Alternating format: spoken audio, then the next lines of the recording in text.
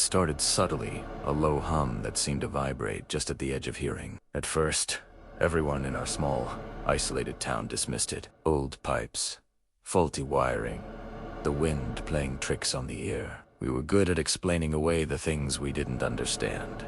Then, old Mr. Abernathy vanished. He was last seen tending his prize-winning roses, shears still clipped to his belt, lying in the damp grass. The only thing out of place was a faint, humming sound his neighbor reported hearing just before she realized he was gone. Panic is a slow burn in a town like ours. We're used to quiet, to predictability.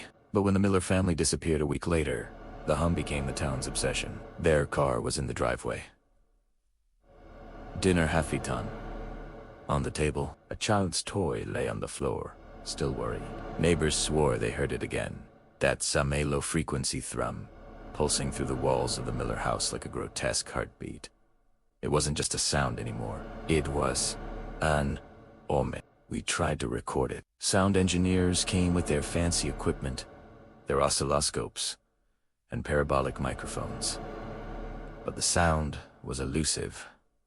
It never appeared on their recordings. They'd pack up, frustrated, calling it mass hysteria, leaving us alone with the silence that followed the hum.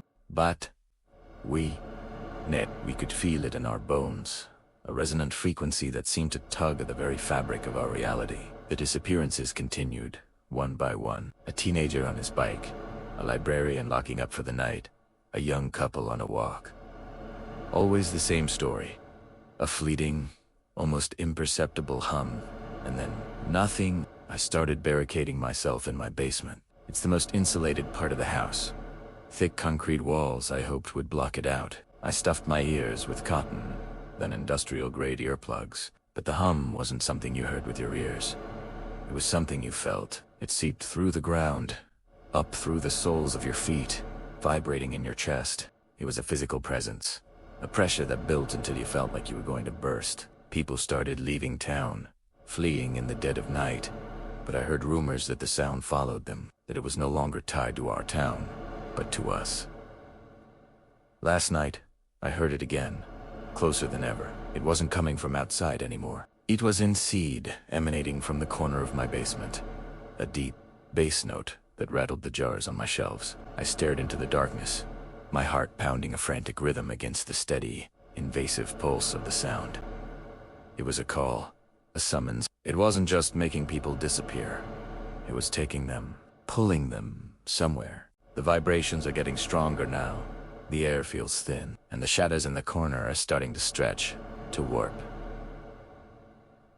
It's like the world is being tuned to a new, awful frequency. I don't know where they go, but I think I'm about to find out. The hum is so loud now. It's the only thing I can hear. It's the only thing that's real.